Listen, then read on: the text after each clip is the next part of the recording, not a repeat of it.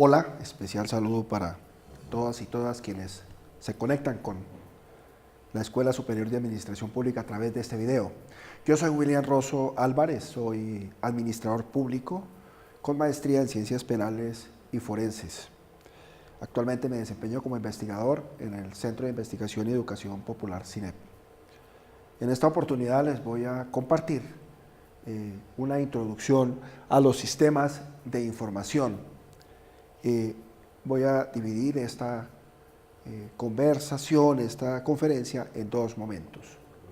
Un primer momento voy a hablar de la generalidad de los sistemas de información, elementos muy básicos de un sistema de información, en el marco de la investigación académica o social, que es nuestro caso. Y en un segundo momento les voy a compartir cómo en el Centro de Investigación y Educación Popular CINEP, a través del Banco de Datos de Derechos Humanos y Violencia Política, realizamos este tipo de actividades que permiten sistematizar la violencia política en Colombia o una de las tantas miradas de la violencia política en Colombia. Bien, vamos a iniciar con una reflexión o una presentación general de lo que es un sistema de información y en un segundo momento les voy a presentar lo que hacemos en el Banco de Datos de Derechos Humanos y Violencia Política del CINEP. Es un sistema de información que está a la disposición también de todos ustedes.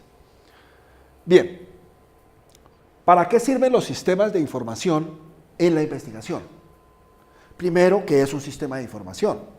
Una definición sencilla es un conjunto de elementos y herramientas que están estructuradas, administradas y organizadas para utilizar posteriormente. Eso, a grandes rasgos, es un sistema de información. En la investigación, bien sea social, académica o científica, tenemos tres momentos grandes. El primero, la identificación de un problema, que para efectos de la investigación académica la traducimos en una pregunta de investigación.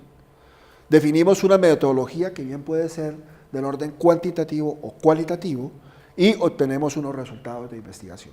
Todos esos momentos van cruzados por distintos sistemas de información y eso es de lo que va a versar esta primera parte del diálogo. Las etapas de la investigación. ¿Cómo definir el tipo de análisis para la investigación? Tenemos dos momentos. Uno, la secuencia metodológica y dos, la secuencia lógica. Es decir, en la secuencia metodológica, el estudiante de maestría va a identificar el objeto de estudio, el planteamiento del problema, va a hacer una justificación, va a definir un marco teórico, unos materiales, una metodología, un cronograma y un presupuesto. Luego, en la secuencia lógica, volvemos con el objeto de investigación, pero hacemos un aspecto que es muy importante en la investigación y es mirar, investigar qué es lo que otros han hecho, es decir, el estado del arte, de lo que yo estoy investigando después de haber definido mi objeto de investigación. Eso implica revisar literatura, revisar las metodologías y las investigaciones que otros han hecho sobre el mismo tema y luego, a partir de toda esa información, diseño una toma de datos, establezco un cronograma y defino un presupuesto para realizar mi investigación. Entonces, en resumen, tenemos que las etapas son la formulación del problema, el diseño del experimento o la toma de datos, la experimentación o recolección de datos, la tabulación, la descripción de esos datos, la inferencia estadística y la formulación de respuestas. Eso, por supuesto, se va a ver en esta maestría mucho más a profundidad en los cursos de investigación. Esta matriz muestra rápidamente, aunque no se lee muy bien, digamos como los distintos momentos, es una malla que permite ver, en primer lugar, mi pregunta de investigación, el objeto general, los objetivos específicos, qué resultados espero obtener de esa investigación, defino unos indicadores que me permitan ir midiendo el cumplimiento de esos objetivos, defino unos instrumentos con los que voy a recoger la información, con los que voy a procesar la información, defino unas fuentes y establezco una línea de tiempo y, por supuesto, los costos de esa investigación. Es muy común en estas primeras etapas de investigación, de maestría, que uno quiera resolver problemas de la nación y del país. Pero esta matriz permite ayudarnos en eso, y es que me tengo que preguntar qué tiempo tengo, cuánto vale esa investigación y qué alcance tiene. Entonces, delimitar el campo de la investigación permite establecer también qué calidad de producto voy a tener. Vamos, que esos son como elementos básicos de todo proceso de investigación. ¿Por qué digo esto? Porque más adelante nosotros lo vamos a explicar. Muchos nos preguntan, ¿ustedes por qué no hacen esto o aquello? Simplemente porque no tenemos la capacidad ni económica, ni tenemos el alcance, ni tenemos el tiempo. Tenemos que limitarnos a lo que sí podemos hacer.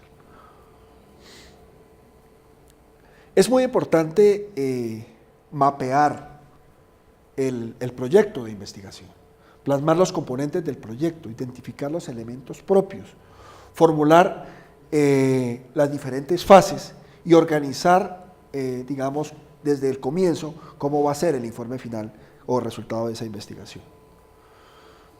Nosotros utilizamos o sugerimos, igual que la universidad, algunas herramientas para hacer este tipo de representaciones gráficas, como la podemos ver aquí en la siguiente diapositiva. Esta es una herramienta que permite estructurar mi proyecto de investigación, digamos, gráfico, para saber en qué momento es que juegan los sistemas de información. Esto ya de por sí es un sistema de información.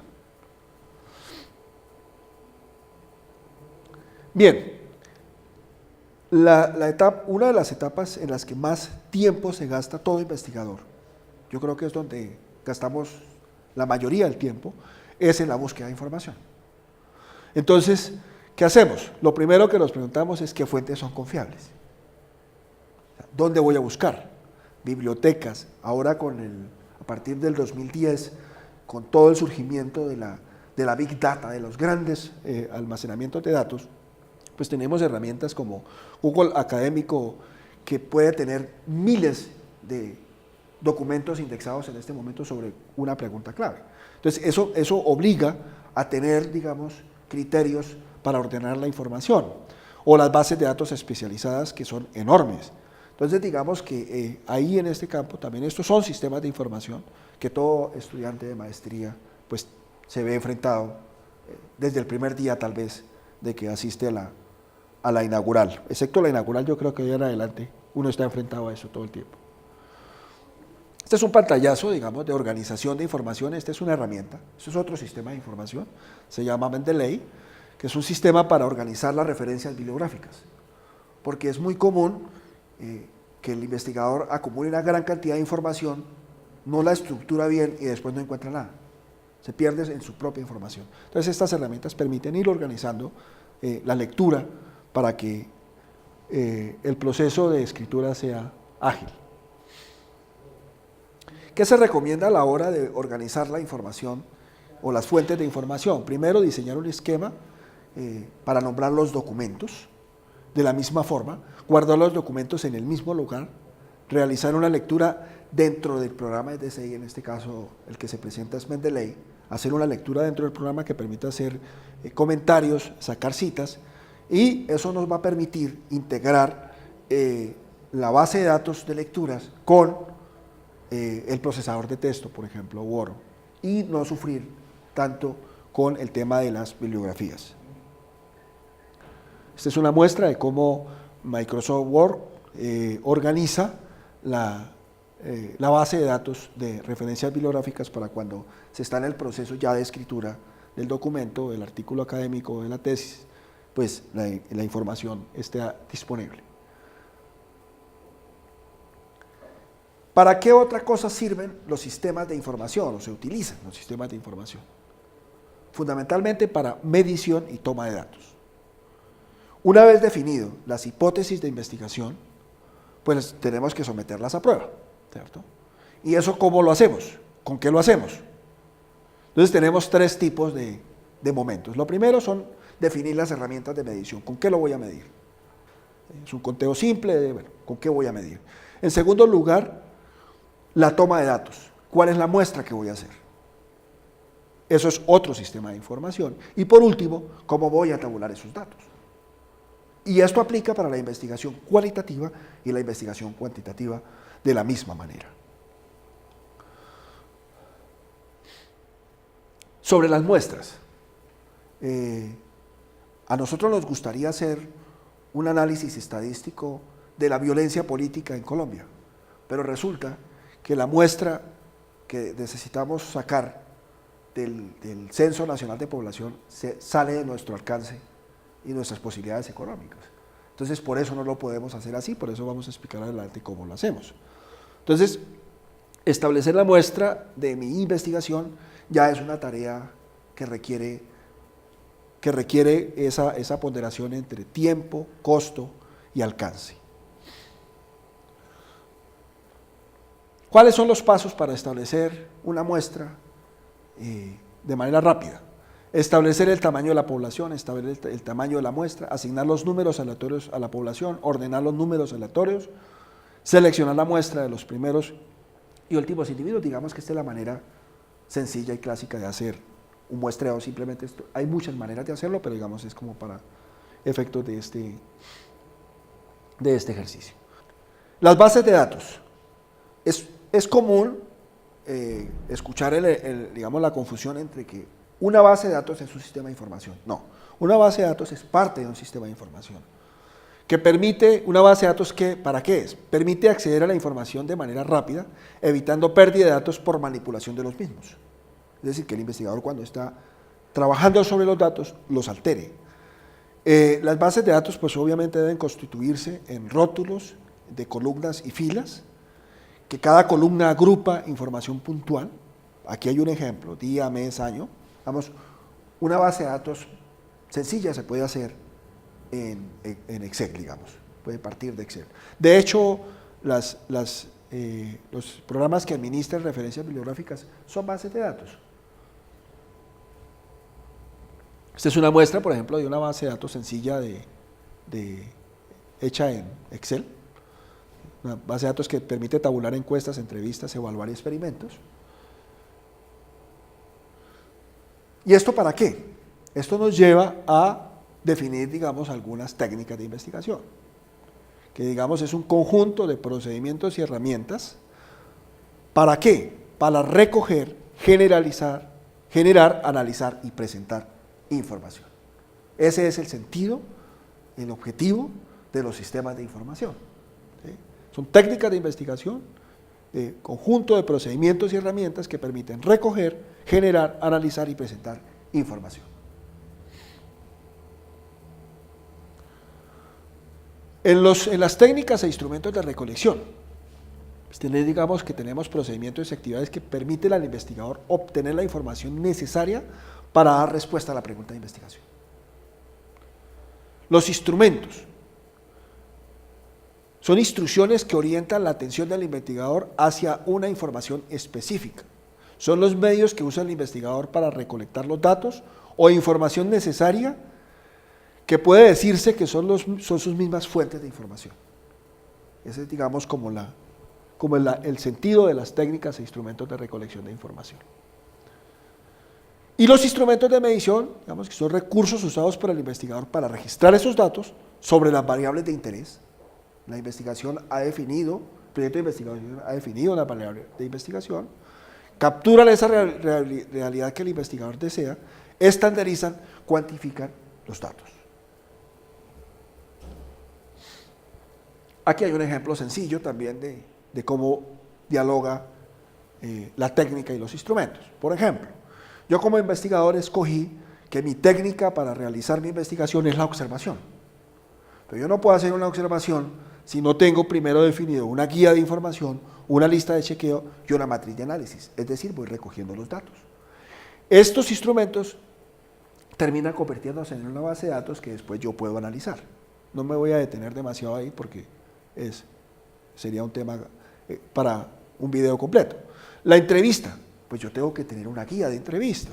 La encuesta, pues primero tengo que sentarme y definir el instrumento, que en este caso sería un cuestionario, o un grupo de decisión, o los grupos focales, pues tengo que tener también una guía de decisión, o una guía para grupo focal, que me permite recoger esa información, organizarla, administrarla, y presentarla, digamos, para mi trabajo de investigación, o la parte de las conclusiones. Y todo esto para resolver la estructura de una investigación, que es la introducción, la metodología, los resultados y la discusión y las conclusiones. Digamos, son los elementos del informe final de investigación, bien sea artículo académico o tesis de maestría. Esa es la estructura. Yo, en la introducción, planteo de lo que se trata la investigación, presento la metodología de cómo lo hice, presento los resultados, la discusión de esos resultados y las conclusiones. ¿Con qué finalidad todos los maestrandos utilizan la misma estructura? Porque cualquier otro investigador en cualquier otra parte del mundo decide hacer la misma investigación, puede utilizar la misma metodología y reproduciendo las mismas condiciones, pues tendría que llegar a los mismos resultados. ¿Ok? Hasta ahí, digamos, como a grandes rasgos, el sentido de los sistemas de información o la razón de ser de los sistemas de información en la investigación académica, objeto de este video.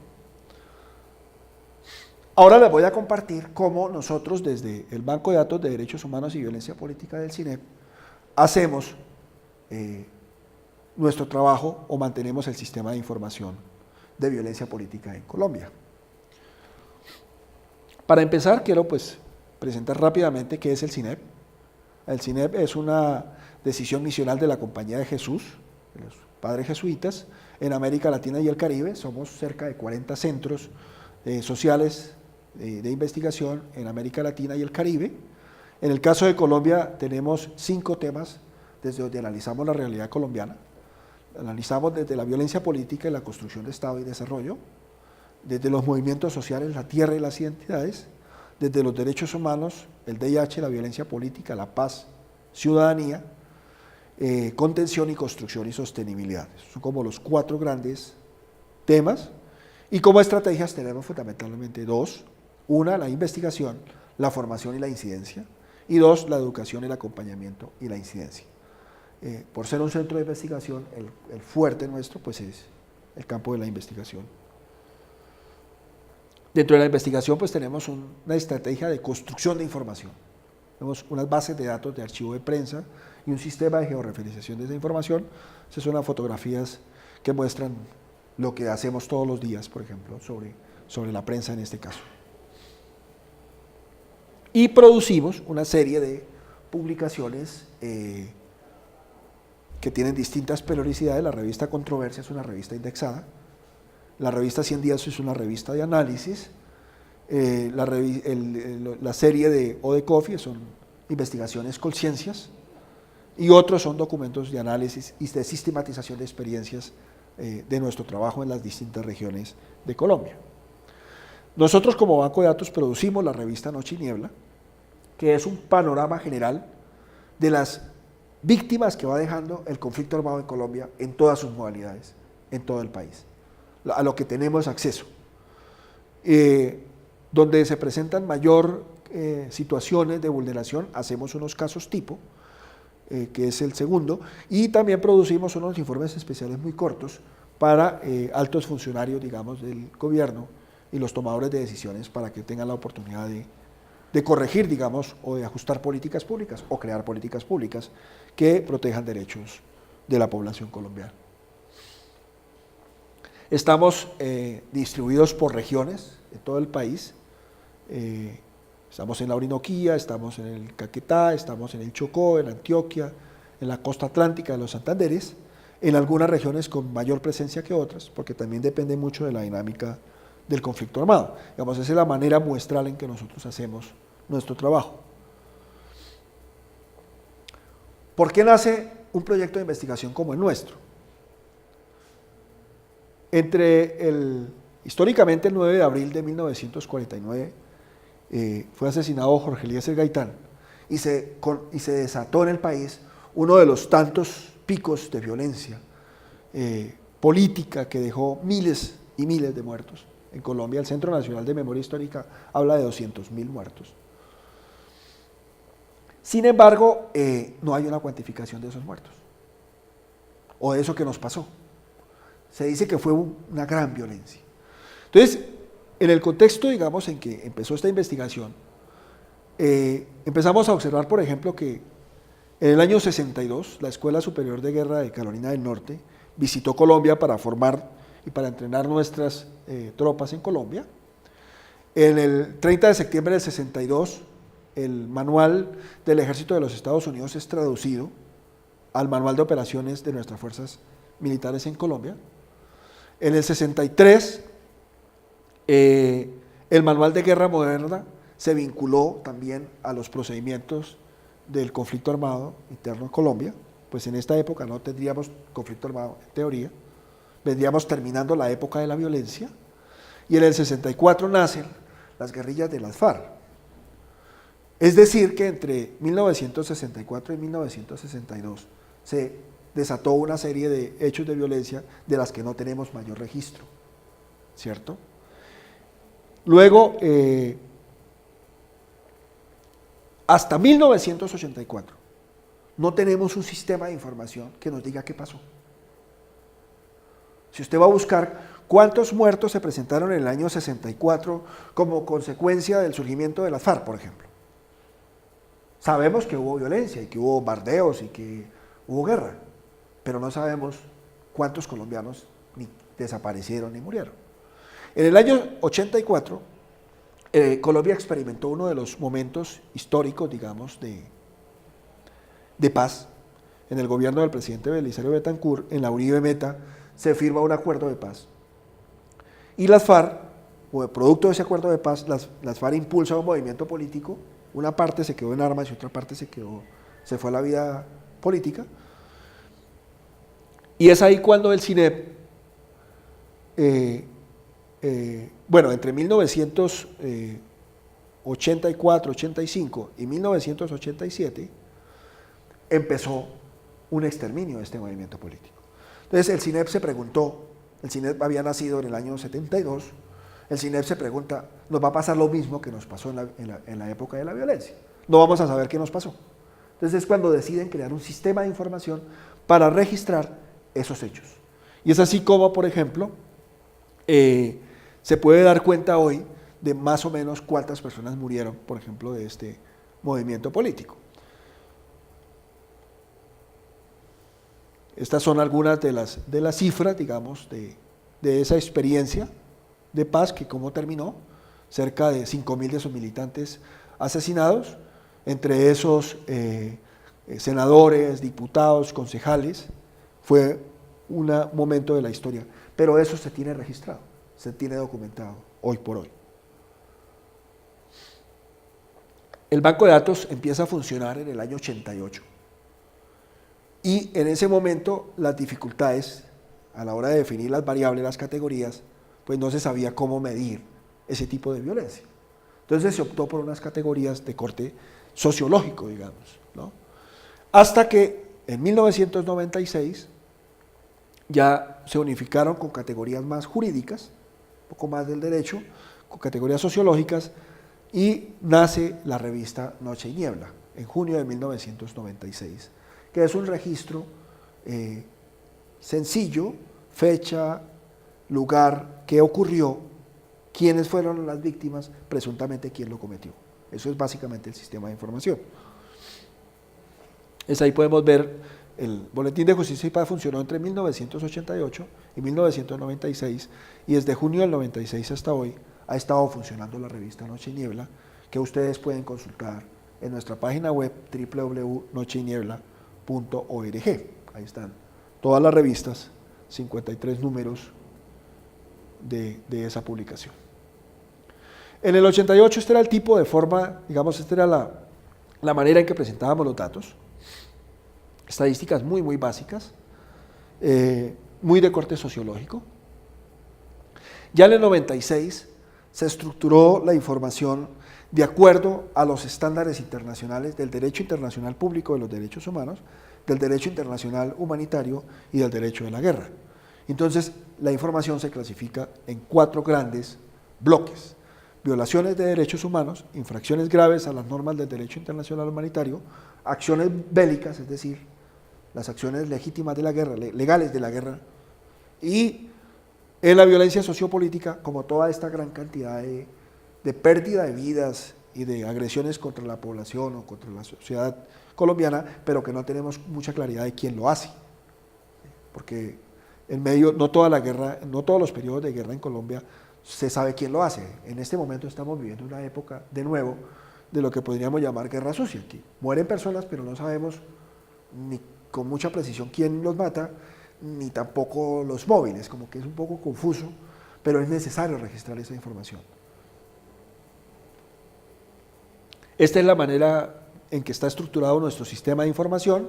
Rápidamente vemos las distintas categorías y los bloques en que la base de datos funciona así desde 1996.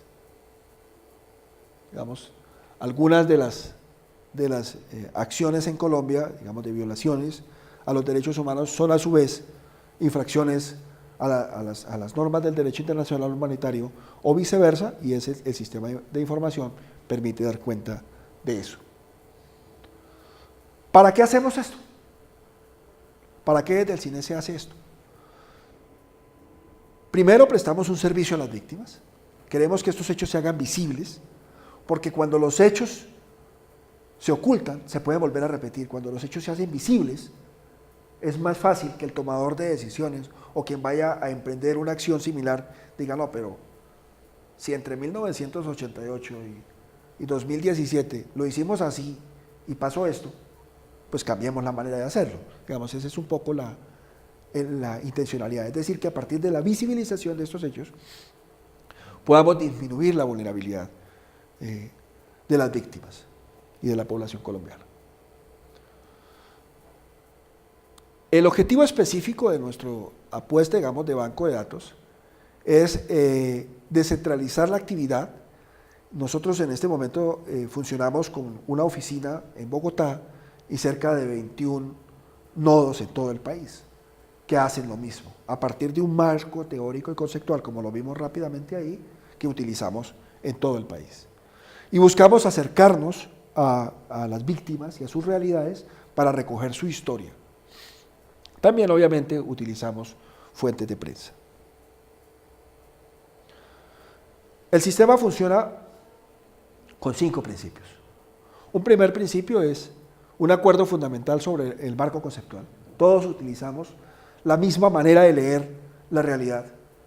Un hecho que se presenta en el Cauca con unas características, y esas mismas características se reproducen en el Arauca, lo van a registrar igual, porque existe una parametrización, ya existen unas categorías estandarizadas desde 1995 y que tienen como fuente el derecho internacional público de los derechos humanos y el derecho internacional humanitario. Lo otro que hacemos es, el otro principio es que nuestro trabajo es un servicio a las víctimas, por tanto, el objetivo es la defensa, la promoción y la vigencia de los derechos humanos y no un negocio. Por eso la información del banco de datos está disponible en Internet.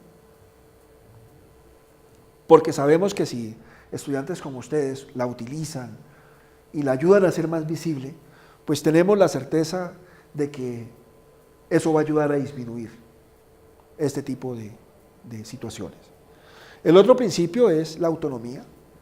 Nuestra red nacional de bancos de datos funciona de manera autónoma, ninguno es sucursal de ninguno, solo nos une el objetivo común de salvaguardar la memoria de lo que nos pasa en Colombia día a día, y no hay una relación de dependencia. Nos colaboramos solidariamente en la medida en que podamos. Y eso trae como consecuencia el cuarto principio, que es la corresponsabilidad. La información va de doble vía. Lo que podemos nosotros recoger, lo compartimos con la red nacional y viceversa. Y por último, hemos implementado una política de uso de software libre, porque en el uso del software también hay control de lo que nosotros hacemos. Entonces, por eso nuestras herramientas y nuestros sistemas de información están hechos en código abierto.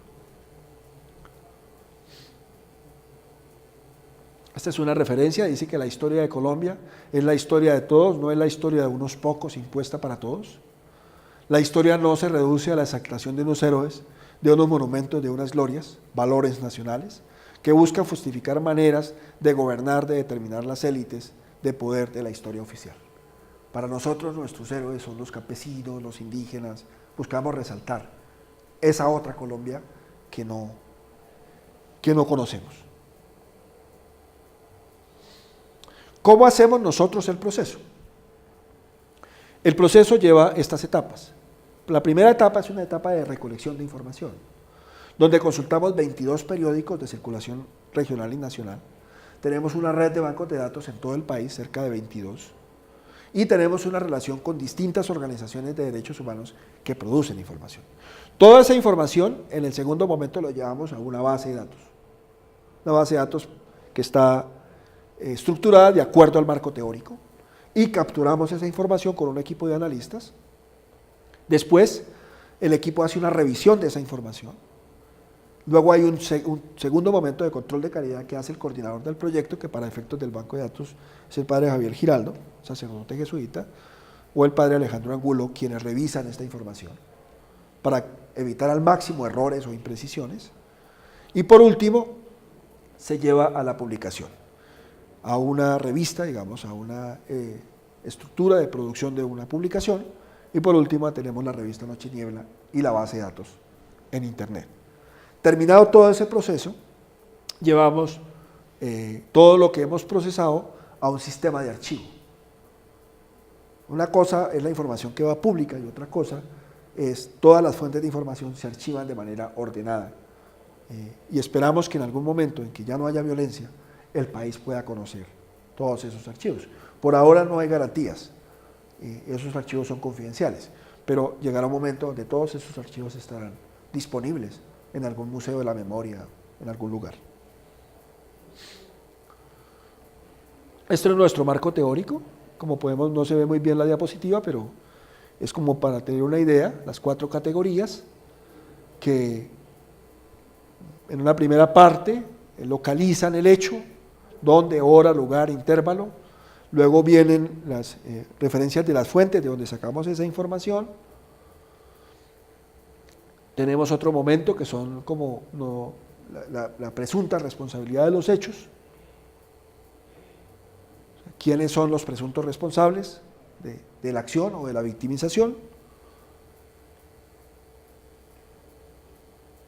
La estructura del marco teórico es esta, como ya les decía, derechos humanos, acciones bélicas, derecho internacional humanitario y derechos humanos, con supracategorías y categorías específicas, pues que no podría explicar de manera detallada, pero da cuenta de casi todo tipo de victimización que ocurre en el país, en el marco de la violencia política. Los derechos humanos, nuestra mirada clásica es responsabilidad del polo estatal, las acciones bélicas o acciones lícitas de guerra, pues los ejércitos, las infracciones al derecho internacional humanitario, todos los ejércitos, y en violencia político-social, cuando no sabemos quién es el presunto responsable. Luego tiene un capítulo grande de caracterización de las víctimas, quiénes son las víctimas, campesinos, indígenas, comerciantes, desempleados, quiénes son, qué tipo de profesiones son las más afectadas. Por citar un ejemplo, en la época del genocidio contra la Unión Patriótica, porque creo que ese es el nombre que recibe ese periodo lamentable en nuestra historia, era muy común ver alcaldes, concejales, diputados asesinados, porque pertenecían a ese movimiento político. Entonces teníamos un registro de ese tipo de situaciones, qué relación tiene con la administración pública.